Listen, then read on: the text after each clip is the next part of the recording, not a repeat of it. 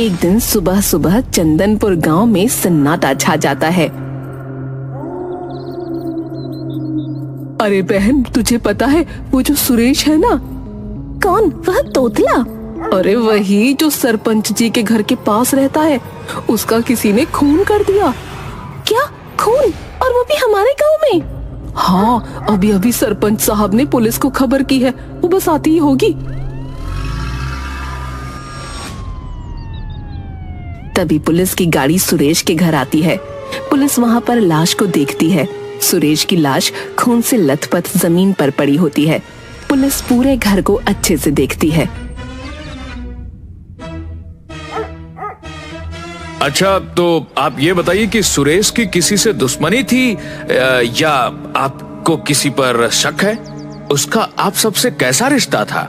अरे साहब, सुरेश हमारे गांव में नया नया आया था। दुश्मनी का तो हमें नहीं पता, लेकिन इसकी वह दूध वाले राजू से कुछ दिन पहले लड़ाई जरूर हुई थी। सुरेश ने राजू का सारा दूध बर्बाद कर दिया था। हाँ, और उस दूध वाले राजू ने उसे गुस्से में जान से मारने तक की धमकी दी थी। क्या दूध बर्बाद होने पर जान से मारने की धमकी? अरे हाँ साहब, वह बात कुछ ऐसी थी कि सुरेश राजू से रोज दूध लेता था, लेकिन आज तक उसके पैसे नहीं दिए। और उस दिन राजू सुरेश से पैसे मांगने के लिए घर आया, तो सुरेश ने मना कर दिया और उसका सारा दूध भी बर्बाद कर दिया। फिर दोनों में बहुत बड़ी लड़ाई हो गई और उस दिन सुरेश को राजू ने धमकी भी दी थी। आप और क्या क्या जानते हैं सुरेश के बारे में? मुझे सब बताइए। और क्या सुरेश शराब भी पीता था? साहब, गांव में तो उसकी इतनी ज्यादा किसी से बोलचाल नहीं थी, पर हाँ, वह जब भी पास से निकलता था उसमें शराब की बू जरूर आती थी। वह हर रोज शहर जाया करता था, पर शहर में कहाँ जाता, क्या करता, ये भी हम में से किसी को नहीं पता। फिर हवलदार, सर ये देखिए मुझे क्या मिला। इंस्पेक्टर के सामने एक लाल मोती का टुकड़ा रखता है। पुलिस वहाँ पर सील लगा देती है और राजू के यहाँ पूछताछ करने जाती है। राजू उसके घर में लेटा हुआ था। तभी दरवाजे पर खटखटाने की आवाज होती है। अरे भाग्यवान, जाओ और जाकर दरवाजा देखो जरा, इस वक्त कौन है? राजू की पत्नी खिड़की से झांक कर देखती है तो उसे पुलिस की गाड़ी दिखती है। वो घबराती हुई राजू के पास जाती है। पुलिस, हमारे घर में पुलिस आई है। आप सच सच बताएं, आपने कुछ गलत काम तो नहीं शुरू कर दिया है ना? क्या पुलिस? अरे बाप रे, सुन, मुझे कहीं छुपा दे। अरे पर तुमने आखिर किया क्या है जो तुम पुलिस से छुपाने की बात कर रहे हो? अरे मेरी माँ, अभी तो मुझे कहीं छुपा दे, मैं तुझे बाद में सब कुछ बताता हूँ। राजू की पत्नी उसे एक बड़े से संदूक में छुपा देती है और दरवाजा खोलती है। अरे पुलिस, आप यहाँ कैसे? क्या यह राजू दूध वाले का ही घर है? हाँ, घर तो उन्हीं का है। अच्छा, तो कहाँ हैं आपके पति? वो तो यहाँ नहीं है, वो तो शहर गए हुए हैं। क्या शहर? तो वो वहाँ से कब तक आएगा? वो मुझे नहीं पता। अरे यह मेरी पत्नी है कि दुश्मन? क्या जरूरत थी बताने की कि यही मेरा घर है? तभी उसका दम घुटने लगता है और वो जोर जोर से खांसने लगता है।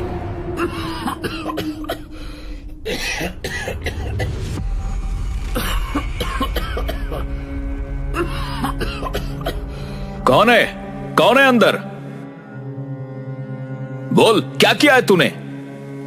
अरे साहब, मुझे माफ कर दो, मुझसे बहुत बड़ी गलती हो गई। अब आगे से मैं ऐसा कभी नहीं करूंगा। क्या आगे से नहीं करूंगा? तू कुछ करने के लायक बचेगा तभी तो कुछ करेगा ना। अरे इंस्पेक्टर साहब, मैं आपके पैर पड़ता हूँ, हाथ जोड़ता हूँ, पर मुझे छोड़ दीजिए। अरे मुझे कोई बताएगा इन्होंने किया क्या है?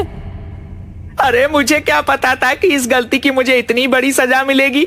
मैं तो बस दूध में पानी मिला मिला कर बेचता था और कुछ दिनों से पाउडर वाले दूध को बेचता था, पर मुझे क्या पता था कि इस गुनाह की मुझे इतनी बड़ी सजा मिलेगी। क्या? तो तुम मुझसे इसलिए बच रहे थे? हाँ, और नहीं तो क्या। मतलब तुमने सुरेश का खून नहीं किया? क्या खून? और ये ये तो एक मक्खी भी नहीं मार सकते, इंसान का खून क्या करेंगे? अच्छा, तो इसका मतलब कि तुमने सुरेश का खून नहीं किया? नहीं, और कौन सुरेश? वही जिससे तुमने लड़ाई की थी उस दिन, जिसने तुम्हारा सारा दूध बर्बाद कर दिया था। अरे साहब, मैं तो वह कब का भूल गया, और वैसे भी वह मेरा उधार नहीं चुका रहा था, तो बस इसीलिए मैंने उसे धमकी दी थी। फिर पुलिस उनके घर से चली जाती है। इंस्पेक्टर पुलिस स्टेशन में बैठा होता है कि तभी फोन की घंटी बजती है। क्या? अच्छा ठीक है, मैं अभी आता हूं। हवलदार, चलो जल्दी, हमें रामपुर जाना है। पर साहब, रामपुर क्यों? किसी का खून हुआ है। फिर पुलिस जहाँ खून हुआ था वहाँ पहुँच जाती है।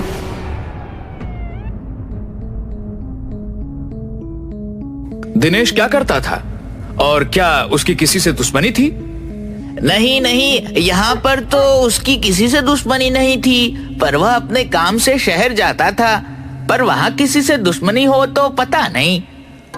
अच्छा, तो दिनेश करता क्या था? साहब, वह किसी दवाइयों की फैक्ट्री में काम करने जाया करता था, और हाँ, उससे शराब की लत भी थी। पुलिस वहाँ से चली जाती है। इंस्पेक्टर बैठा हुआ कुछ सोच रहा था। क्या हुआ साहब? मैं ये सोच रहा था कि 2 ही दिनों में 2 खून हो गए, और तुमने एक बात पर गौर किया? क्या साहब? सुरेश और दिनेश दोनों के पेट में जो छुरा घोपा गया था वो एक ही तरह से घोपा गया था, और दोनों के घर की हालत भी एक जैसी थी। वह खूनी आया, बैठा, और फिर उस खूनी ने खून किया होगा। हाँ, और जैसा मोती हमें सुरेश के घर मिला था, वैसा ही दिनेश के लाश के पास भी मिला। अच्छा सुनो, वह जो दोनों मोती हैं वो मेरे पास लेकर आओ।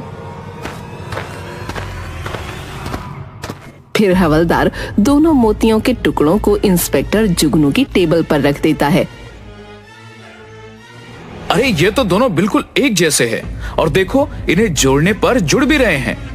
इसका मतलब है कि दोनों का खून किसी एक ही इंसान ने किया है।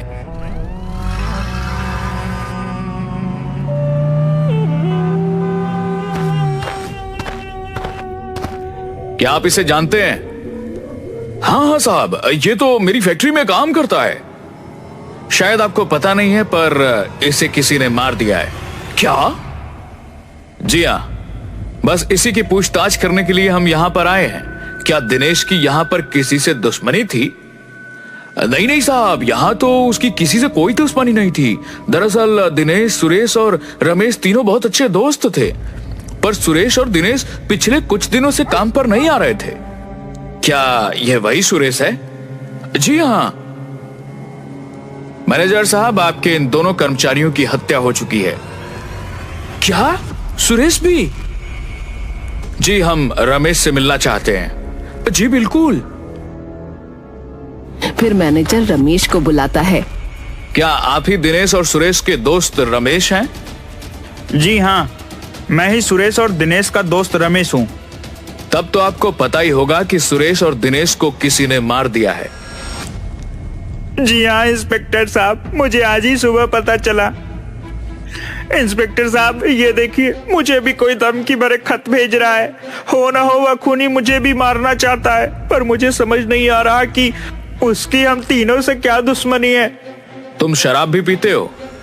जी, वो कभी कभार।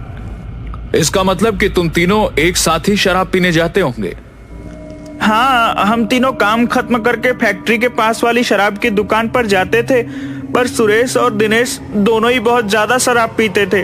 कभी कभी तो शराब के ठेके पर ही पड़े हुए मिलते।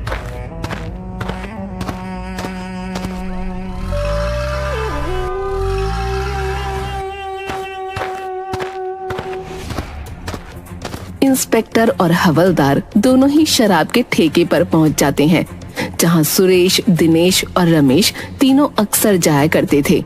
कुछ और पूछताछ करके वो दोनों वहां से निकलने लगते हैं।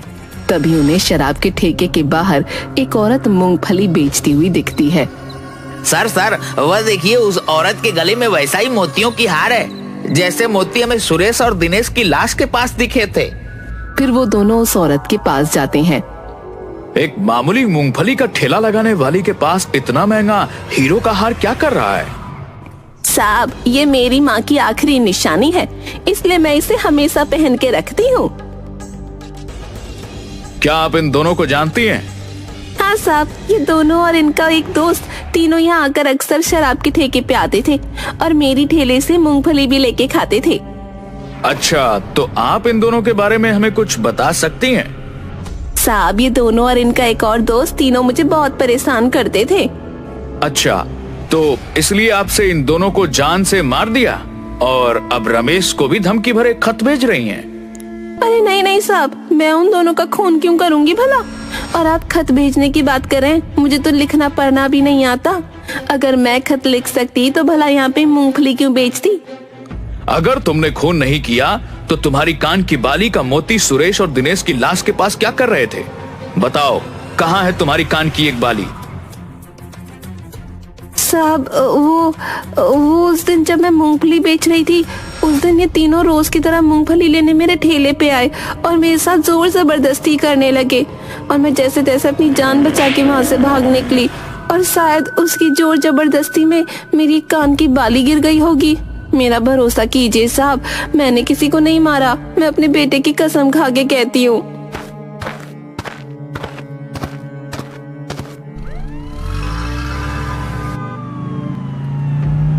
इंस्पेक्टर फिर से उन दोनों के घर जाता है और घर की अच्छे से जांच परख करता है।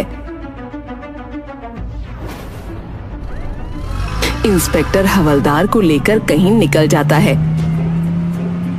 इंस्पेक्टर और हवलदार दोनों रमेश के घर का दरवाजा खटखटाते हैं, पर उन्हें वहां रमेश नहीं मिलता।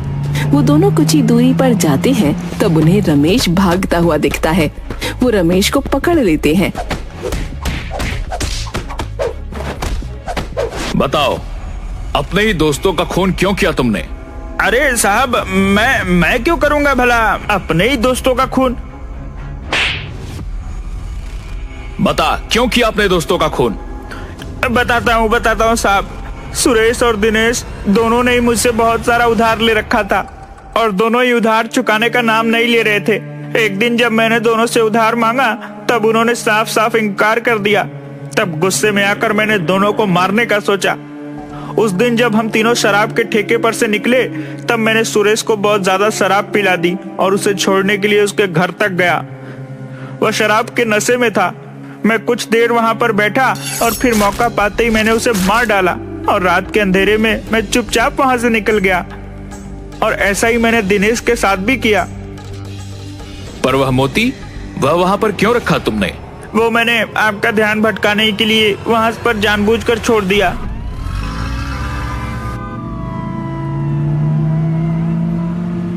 और फिर पुलिस उसे जेल में बंद कर देती है। पर सर, आपको कैसे पता चला कि सुरेश और दिनेश का खून उसके ही दोस्त ने किया है? जब मैं दिनेश और सुरेश के घर फिर से गया, तब मुझे सुरेश के घर में सिगरेट का एक छोटा सा टुकड़ा और वैसा ही लाइटर मिला जैसा कि उस दिन रमेश के पास देखा था।